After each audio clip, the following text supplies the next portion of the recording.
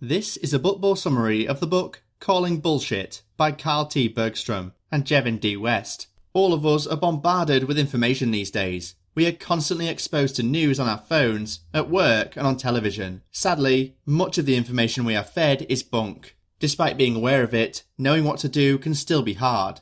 It's incredibly difficult to expose lies since they spread like wildfire. There's no doubt that we all have to put in the effort. Learn about some of the most common kinds of bullshit out there while focusing on science and statistics, and take a closer look at the delicate art of skepticism. We all need to be alert to the dangers of bullshit.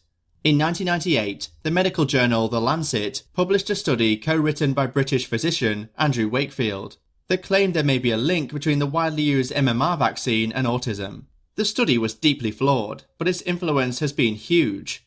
The anti-vax movement is still going strong. Vaccine rates in the US are lower than they were before, and cases of measles are up. The sad truth is that it's far, far easier to make people believe bullshit than it is to make them change their minds.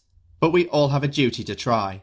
Bullshit isn't just a modern phenomenon. It's been around since ancient Greece, and is especially fertile in the 21st century, where it often claims to be rigorously grounded in science, like Wakefield's vaccination study, or uses seemingly irrefutable evidence like photographs.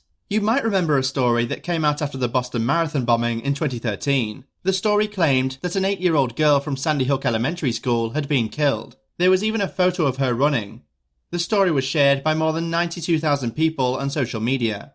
You guessed it, it was false. The girl in the photo hadn't even run the race. It wasn't open to children, but the story just proved too irresistible not to share. That's just one example of how modern technology like social media can spur bullshit on. If bullshit like the vaccination study can catch on as widely as it did back in 1998, imagine the harm that can be done in the age of Twitter. People believe things because bullshitters insist that they are true, regardless of the evidence. Bullshitters try to persuade people to believe something is true, without really caring about the evidence. They use language, statistics, and graphics to barrage the audience with an overwhelming amount of information. The first thing you should do is to always look at what data is actually being used. Here's an example. An experiment in 2016 claimed to prove that criminals and non-criminals had differently shaped heads, and that an algorithm proved it. According to the results, criminals and non-criminals had slightly different angles between the nose and the mouth, and a different curvature of the lip. But before you get your tape measure out, consider this. In the study, the photos of criminals were all government-issued ID photos, whereas the non-criminals were represented by professional headshots. You probably don't need a super complex algorithm to realise that people are more likely to smile in a professional headshot than in an ID photo.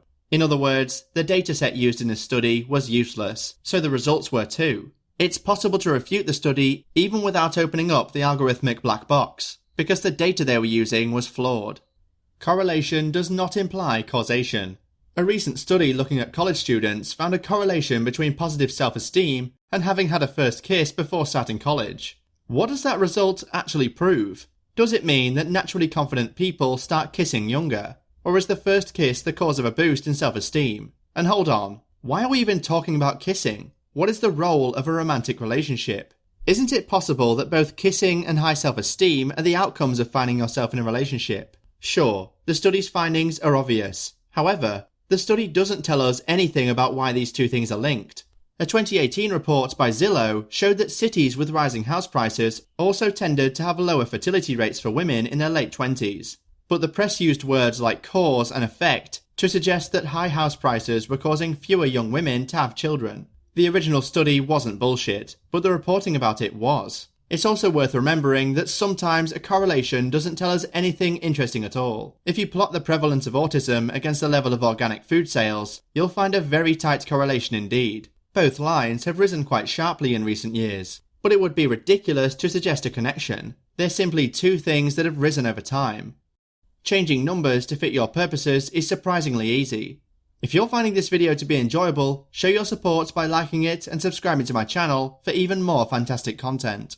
Your encouragement means everything to me, and drives me to keep creating videos for you. One of the authors picked up a packet of hot cocoa in a hotel lobby and was pleased to read that it was 99.9% caffeine free, but then he thought about it. In 2017, 2,139 people with DACA status were convicted or accused of crimes, but there's twice as much chance of a US citizen currently being incarcerated as there is of a DACA recipient having been accused of a crime. According to a press release from The Lancet, drinking one alcoholic drink every day rather than 0 increases the risk of developing an alcohol-related problem by 0.5%, which sounds pretty serious, but how prevalent are these alcohol-related problems in the first place? They occur in just 1% of people who don't drink. So, a 0.5% increase takes the risk to 1.005%. When talking about percentage increases, it's vital to remember the difference between percentage differences and percentage point differences. People can produce bullshit with numbers, even without resorting to lies.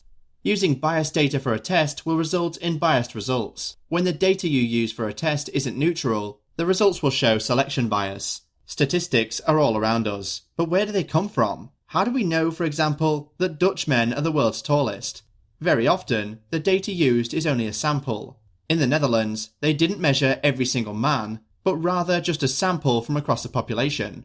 But imagine if that sample had included a basketball team. Or imagine you go to an organic market and ask people about their political views. Chances are, you won't get a representative sample of the population.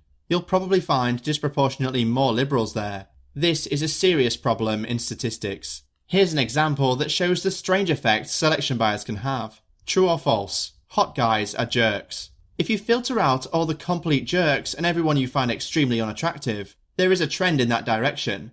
In clinical trials, people may drop out of an experiment if they experience side effects, so their experiences aren't recorded in the data. This will inevitably skew the results, so you need to think carefully about the statistics you hear. Despite big data and machine learning, you still need solid underlying data. Using modern technology, graphic designers can create elaborate and sometimes ridiculous diagrams, like a chart about goats that are made to fit into the shape of a ram's horn, or a subway map of Bible books or music genres. Those things may simply offer a fun way of listing a few facts or points about something, but that doesn't mean that conventional-looking graphs are automatically more serious or accurate. If you're looking at a bar chart, always check that the y-axis goes all the way down to 0. If it doesn't, you won't see things in the correct proportion. The rise of big data and machine learning is a great example of a mysterious, inscrutable black box that can create bullshit. One machine was fed chest x-rays in the hope that it could pick out images in which there were heart or lung issues. In 2008, Google started developing Google Flu Trends, which predicted flu trends based on searches for terms like flu symptoms or pharmacies, but ended up looking for terms clearly unrelated to flu. Modern science is inherently flawed, so bullshit is everywhere. The imperfections of modern science mean that bullshit creeps in everywhere. For instance, studies show that positive results are often published in journals, while studies show that negative results are often not reported at all. As a rule of thumb, scientists accept correlations with a p-value of 0.05 or less. However, it's easy to manipulate numbers to make them say what you want, which is called p-hacking. Another major issue is how stuff gets reported in the media, and there are problems within scientific journals too. One relatively easy way to spot scientific bullshit is to be skeptical. Through a few simple techniques, you can equip yourself in the fight against bullshit. Ask 3 questions, as a journalist would, and make Fermi estimations to work out how plausible something is. Say someone told you that there were 121,000 John Smiths in the UK. The number of John Smiths in the UK is less than 10,000, so 121,000 is bullshit. Another tip against bullshit is to be wary of confirmation bias. Remember correlation and causation, and be extra cautious with the information you've found via unreliable online sources like Twitter. We hope this video provided valuable insights and information for you. What would be your response to an irrelevant dose of information? Calling out bullshit or presenting evidence? Let us know in the comments, and if you've learned something new in this video, make sure to hit the like button and subscribe for more videos. Thank you, and until next time.